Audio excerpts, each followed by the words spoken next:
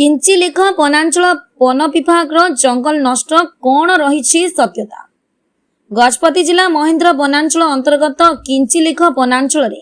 One विभाग जंगल नष्ट को नहीं विभिन्न आलोचना एवं समालोचना चली देखा मिलूँ। उक्त जंगल को कई काठ माफिया काम करुथिबा बेले कई एहाकू वन विभाग पक्षरु ई जंगल नष्ट कर अभियोग होईछि। किंतु अन्यपटे यह विभिन्न प्रकार गछगुड़ी को काटी मूल्यवान गछ लगाई नूतन जंगल सृष्टि करने करा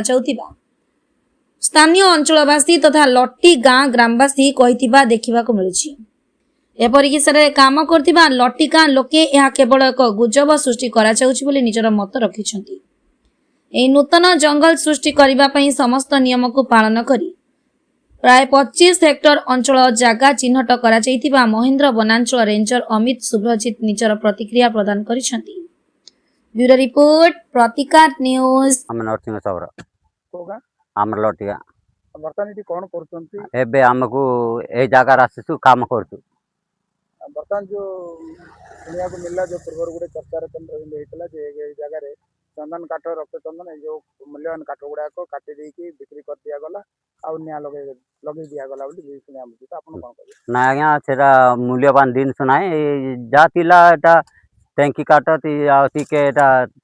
पियासाटा सेतिकी रहितिला आ संदन काट नाय कि बासना संदन नाय कि रोग संदन नाय कि हेले एटा निया न लगाइला आज्ञा एटा किमती काटबु किमती माथि कुडबु सेते पाए हम क्लियर करके एटा गथरु आउ एटा का पक्ष का तरफ रहिছে परस्त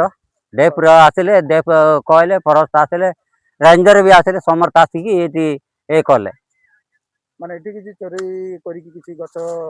माने बिका बिकी हिनी तो ना आज्ञा सेमती चोरा तिला आज्ञा रेंजर दौड़बे डेप दौड़बे गाड़ी दौड़बे प्रथम का गाड़ी गो डाइबे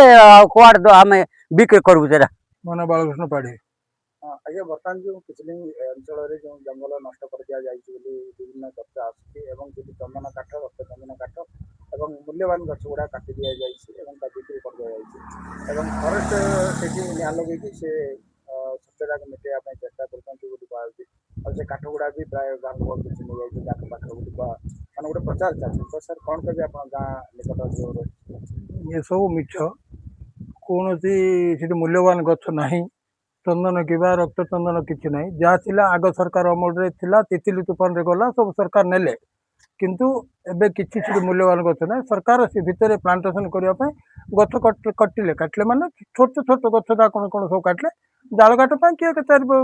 पड़िशा उड़ीसा गाँव नहीं थे आ किंतु चंदन काठ कौटू आसला चंदन काठ किसी ना शागवान तो अच्छी गछ शागवान कहीं काटे शागवान किसी काटी ना शागवान किसी काटी ना शागवान किसी काटी ना सब मिछ मिछ प्रतिशोधन मिछ किसी ना किसी ना सोलमन सबरा होगा लटिया बर्तमान कोड़ी आम लटियार अच्छे लट भी किचलिंग जंगल टाको जो रही सफा कर दिया गला निया लगा गला कह बहुत मूल्यवान गछ गुड़ा चोरी हो गुड़ा जल दि जाए कि बिक्री कर जेहेतु आप गाँव पाखे कौन कहे ये जंगल के गचर बिखाईनी किंतु हमें सफा करी हमें एटा निया लगाइबा आम आगे कहलु से आम एटा कुड़बार अच्छी कुड़ी आम गच लगाई बोली आम कुड़ा कुड़ी असुविधा बा बोली आम एटा लगाइलु आम जदि न लगाइले असुविधा बहुत लटी तो तापर कंटा कंटा गच बेसी होतिले से बोली आम सफा सुतरा करके आम लगाइलु माने जंगल रु किसी चंदन काठ ये माने रक्त चंदन किंबा श्वेत चंदन किंबा टेंकी गछ किसी कटा ना ना ना किसी आम चंदन काठ बा टेंकी काठ बा को मूल्यवान गछ आम कटा कटा जाए ए जगार आम कि ना ए जगार आम चंदन काठ बोली ना ये पियासाड़ बा टेंकी काठ अच्छी ना ना ना ये पूर्वर नाला किंतु आम साइबाम्बर जो आम गछ ये घर तैयार सीटी आगे चंदन काठ अच्छे ये जगार चंदन काठ ना बासना चंदन मदन नाला ये पूर्वर Mahendra range officer Amit Subrajit sir वर्तमान अंचल जंगल नष्ट कर दिया संपूर्ण चंदन गछ चंदन काठ काटी नष्ट कर दिया बिक्री कर दिया माने नष्ट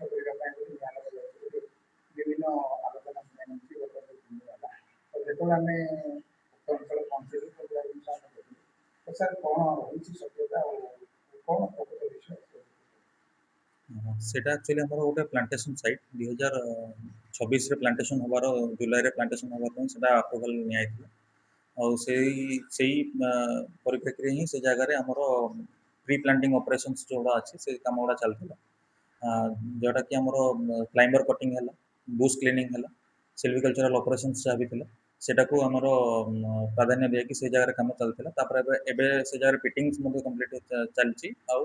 ଆପଣଙ୍କର ଫେନ୍ସିଂ ବି ହେଇଯାଇଛି। ତ ସେଇଟା ଆମର ପ୍ଲାଣ୍ଟେସନ୍ ସାଇଟ୍ ଅଛି, ସେଠାରେ କିଛି ମାନେ ମୂଲ୍ୟବାନ ଗଛ ସେମିତି କିଛି ନଥିଲା ସେ ଜାଗାରେ।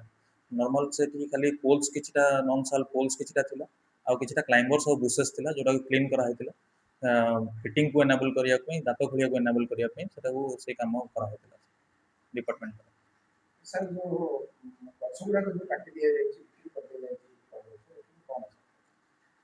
ଗଛ ସେଠି ତ ଏତେ ଇଏ ବିକ୍ରି କରିବା କିଛି ଗଛ ନଥିଲା। ସେଟା ଯେତିକି ଆମ ଘରେ ନନ୍ ସାଲ୍ ପୋଲ୍ସ ଆଉ କିଛିଟା ବାହାରିଲା କ୍ଲାଇମ୍ବର୍ସ ବାହାରିଲା ତାକୁ ଆମେ ଫେନ୍ସିଂ କରିବା ପାଇଁ ରଖିଥିଲୁ। ତା ବ୍ରସୁର ଫେନ୍ସିଂ ଆମର ଗୋଟେ ଅଛି ସେଟାକୁ ଆମେ ସେଇ ଜାଗା ସେଥିପାଇଁ ରଖା ହେଇଥିଲା। ଆଉ ଏମିତି କିଛି ବିକିବାର କିଛି ଇଏ ଆସିନି। ସାର୍ କାଠ ମାଫିଆ ମାନେ ଜଡ଼ିତ ଅଛନ୍ତି ବୋଲି ମାନେ ଶୁଣିବାକୁ ମିଳୁଛି ସାର୍ କ'ଣ କହିବେ? ସେଠି ଆମର କମ୍ପ୍ଲିଟ୍ ପ୍ରୋଟେକ୍ସନ୍ କ୍ୟାମ୍ପ ଅଛି। ଆମର ପିଲାମାନେ ସେଠି ବୁଲୁଛନ୍ତି ସେ ଜାଗାରେ। ତ କାଠ ମାଫିଆ ମାନଙ୍କର ସେମିତି କିଛି ମାନେ ଆସିବାର ଆମ ପାଖରେ କିଛି ନଜର ନାହିଁ, କାହିଁକି ନା ଆମର ପାଟ୍ରୋଲିଂ କଣ୍ଟିନ୍ୟୁଅସଲି ସେ ଜାଗାରେ ହେଉଛି। ଯେହେତୁ ଗୋଟେ ଡିପାର୍ଟମେଣ୍ଟାଲ ଅପରେସନ୍ ଥିଲା ଆଉ ଆମର ପ୍ଲାଣ୍ଟେସନ୍ ପାଇଁ କାମ ଚାଲିଥିଲା, ତ ସେଟା ପ୍ଲାଣ୍ଟେସନ୍ କାମ ହିଁ ସେ ଜାଗାରେ ଚାଲିଛି। ଆଉ ଅଲଗା କିଛି ମାନେ କିଏ ବାହାର ଲୋକ କିଏ କିଛି କେତେ କେତେ ଏରିଆ କେତେ ହେକ୍ଟର ଜାଗା ଆମର ମାନେ ଜଙ୍ଗଲ ସୃଷ୍ଟି କରାଯାଉଛି ଆଉ ଯେଉଁ ଜଙ୍ଗଲ ସୃଷ୍ଟି କରିବା ପାଇଁ ଯେଉଁ ଅଞ୍ଚଳ ଯେଉଁ ଗଛ ଗୁଡ଼ାକ କଟାଯାଇଛି ଅନାବନା ଗଛ କରୁଛନ୍ତି ତ ସେଥିପାଇଁ କିଛି ରେଗୁଲେସନ୍ ହେଇଛି ଏବଂ ଗାଁ ଲୋକଙ୍କ ସହ ଅନୁମତି ନିଆଯାଉଛି ଆଉ କିଛି ଗ୍ରାମ ସଭା ହେଇଛି। ସେଠି ପାଖରେ ଥିବା ଲଟିଗାଁ ଯେଉଁ ଭିଏସ୍ଏସ୍ ଅଛି ଆମର ଲଟିଗାଁ ସହିତ ଆମର ରିଜଲ୍ୟୁସନ୍ ହେଇଛି ଏବଂ ତାଙ୍କ ସହିତ ଆମର ମିଟିଂ ହେଇଛି। ସେମାନେ ବି ସମ୍ପୂର୍ଣ୍ଣ ସହମତି ଦେଇଥିଲେ ସେ ଜାଗାରେ ପ୍ଲାଣ୍ଟେସନ୍ କରିବା ପାଇଁ। ତାଙ୍କ ସହମତି ନେଲା ପରେ ତାଙ୍କର ସହଯୋଗରେ ହିଁ ଆମେ ସେଠି ପ୍ଲାଣ୍ଟେସନ୍ କାମ ଆରମ୍ଭ କରିଥିଲୁ। ଆଉ ସେଟା ଆମର ଗୋଟେ 25 ହେକ୍ଟର୍ସର ସେଟା ଗୋଟେ ପ୍ଲାଣ୍ଟେସନ୍ ଅଛି ANR ୱିଥ୍ ଗ୍ୟାପ୍ ପ୍ଲାଣ୍ଟେସନ୍। ଆମେ ଯେଉଁଠି ଆମକୁ ଗ୍ୟାପ୍ ମିଳିଛି ସେଇ ପ୍ୟାଚେସ୍ରେ ସେଇ ଜାଗାରେ ଆମେ ଗଛ ଲଗେଇବୁ। ପାଖାପାଖି 12,500 ଗଛ ସେଇ ଜାଗାରେ ଲାଗିବ।